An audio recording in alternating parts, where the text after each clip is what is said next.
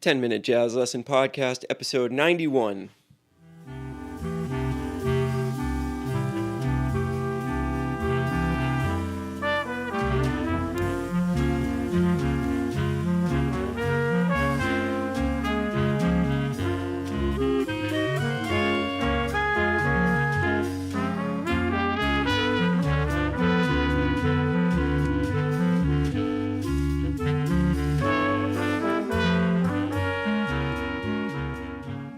Hey everybody, welcome back to episode 91 of the 10-Minute Jazz Lesson Podcast. My name is Nick Manella, and if you're new to the show, what we try to do here is give you a short, right around 10-minute jazz lesson each and every single week with accompanying PDFs, which you can find on our Patreon site.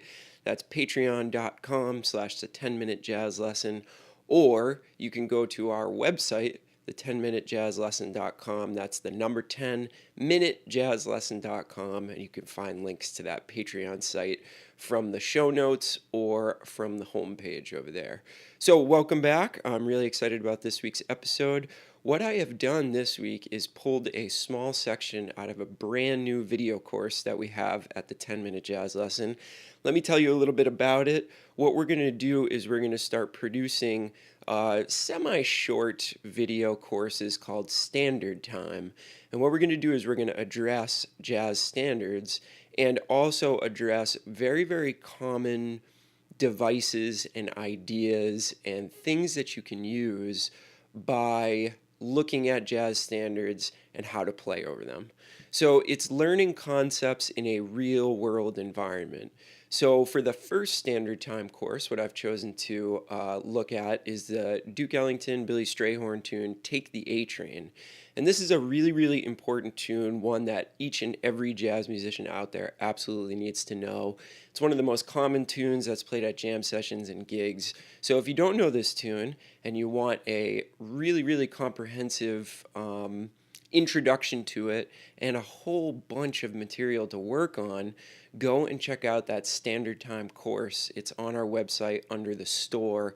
It's only $14.99, and if you sign up for the mailing list, you'll actually get a 20% discount, so that'll be just over $10 for a course with 11 videos and over 5 pages of PDFs that just basically tear apart Take the A Train. So if you're interested, head over and check that out. And what I'm going to be doing in the episode today is giving you a small taste of some of the stuff that we're going to look at. But basically what I've done with this course is I've broken it down into the A sections and the bridge and given you a whole bunch of stuff to work on over each of those sections. So what we're going to do today is we're going to take a look at the 2-5-1 progression at the end of the A section, and we're going to talk about how we can use the melody to come up with a bunch of ideas of our own. So basically we're using something that a master has written, and we're going to come up with some of our own material based off of this awesome melody that Duke Ellington and Billy Strayhorn wrote over the 2-5-1 progression. So if you've never heard Take the A Train before, I think I'm going to start by actually playing this little 2-bar snippet of melody. And what this happens in bars 5 and 6, and then it happens again in the next A section, and then it happens again 4 bars from the end of the tune. So this is a melody that we hear a lot. It has a lot of really, really great devices in it, including chromaticism, a really interesting arc to the line. So this makes this an absolutely perfect thing to take a look at and then come up with some different ways that we can make it our own. All right. So let me start by playing just this little snippet of melody for you. This is bars 5 and 6 of Take the A Train.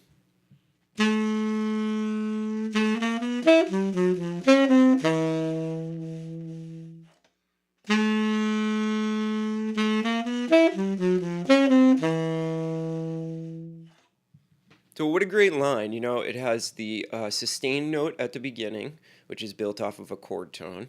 And then it has some really, really great chromaticism, including a large jump, which makes it very, very interesting. And then it resolves like perfectly back into the 1 chord. So again, this is over a 2-5-1 progression. It is concert C major. right? So we have a concert D minor 7, followed by a concert G7, followed by a concert C major 7. And that is exactly what I just played, is over those chords, right? Now, something that I firmly believe in is using the melody to propel my solo. So I will always try to quote the melody in my solo, especially if it's a melody that I really, really enjoy. And you got to think about it this way, is that the jazz masters, the people that have written a lot of these jazz standards that we play, have already done a lot of the hard work for us, right? So if we use one of these melodies that are just iconic and fantastic, we can really propel ourselves into an awesome solo without having to search for and have that feeling of, what the heck am I going to do in my solo? Use the melody as a springboard for what you're going to do in your solo, and I think your results will go up dramatically. All right, so let's take a look at my first variation of that line, which is on the PDF for this week. So what I'm going to do simply is I'm going to take in the first bar of the 2-5-1 over the 2 chord. What Duke Ellington does is they just play a whole note on the 5th of the 2 chord. So I'm going to sort of fancy that up a little bit. And what I'm going to do is chromatically surround the 5th. So I'm going to start on the 5th, go a chromatic note above, go a chromatic note below, and then end up back on the 5th. So over the 2 chord, I'm going to play this. Instead of just a sustained whole note on the 5th, I'm going to end up playing this.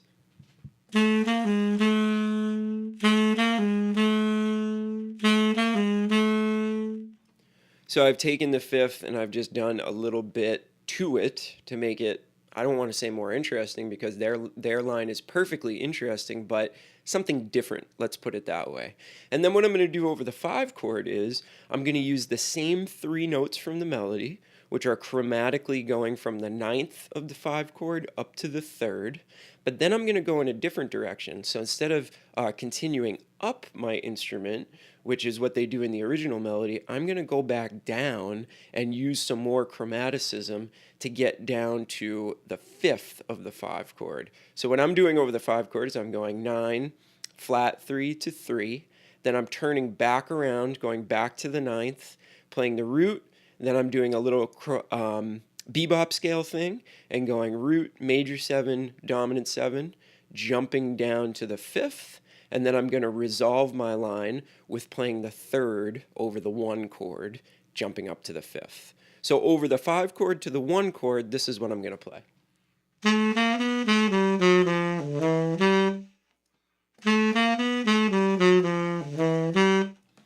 So now if I put those 2 devices together, I get a 2-measure 2-5-1 lick that's heavily based on the melody, right? Now what I'm going to do is I'm going to play the full line that I've written that's based off of the melody. Then I'm going to actually play the melody. Then I'm going to go back to the line that I've written so that you can hear how it really is based off of the original melody and is very reminiscent of the original notes that were part of the melody to take the A train. So here's what all that sounds like.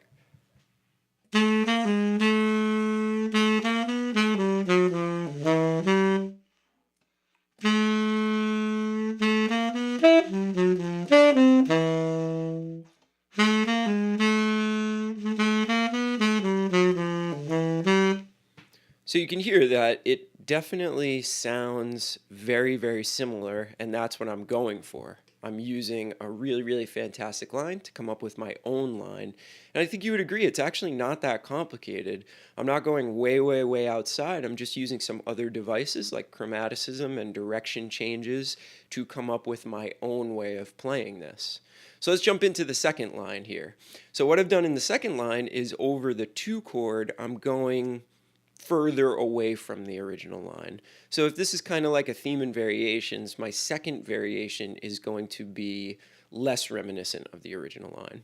So what I'm doing over the 2 chord is I'm playing 5, 6, 7, 1, jumping back down to 5, playing 5, 4, 3, 4.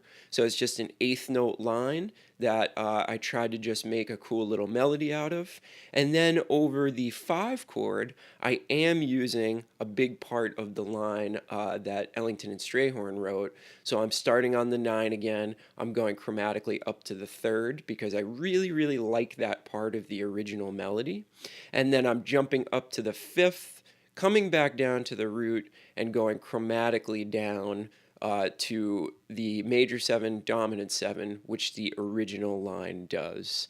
And then I'm finishing it with a little bit more material over the 1 chord, so I'm extending my resolution a little bit. And here's the thing, if you get the course, the thing that I've written over the 1 chord is actually part of the course as well.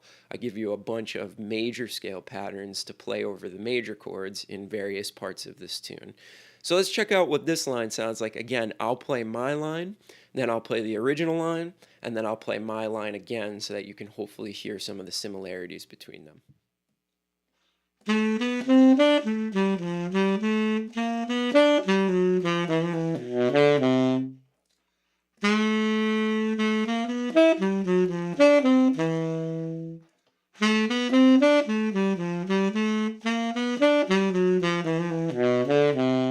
So you can hear it's a little bit less similar, but I'm still using some of the same devices that they're using. So I'm still starting my 2 chord on the 5, and then over the 5 chord, I'm still using a bunch of the same concepts that they used in their original melody. And hopefully you can hear that when I play them back to back. All right.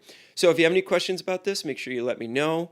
Make sure you grab the PDF for this. And this and so much more is contained in that course, our first standard time course, Overtake the A Train. We're trying to provide a real springboard for you to give you a bunch of ideas over this tune and get you going so that you can start out your journey on some of these jazz standards. Hopefully we're going to put out one of these just about every month. We're going to see if we can actually manage that, but that's my hope, is that we can put out one of these every single month and get you guys going, get you some repertoire, and really examine some of the most common chord progressions in all of jazz that are contained in these standards. Now, one important thing that I need from you guys is I need a list of tunes that you would like to know, that you would like to be able to buy a course and get a bunch of work over. So send me an email, 10minutejazzlesson@gmail.com, and let me know which tunes you would like to see some of these standard time courses written over. Now remember, if you sign up for our mailing list, you will also get 20% off of everything in our store. So if you're going to buy this course, make sure you go and sign up for the mailing list first, and you can get that discount. All right, everybody, we will see you next week. Hopefully you enjoyed this episode, got something out of it. Have a fantastic weekend, and keep practicing. Talk to you soon. Bye.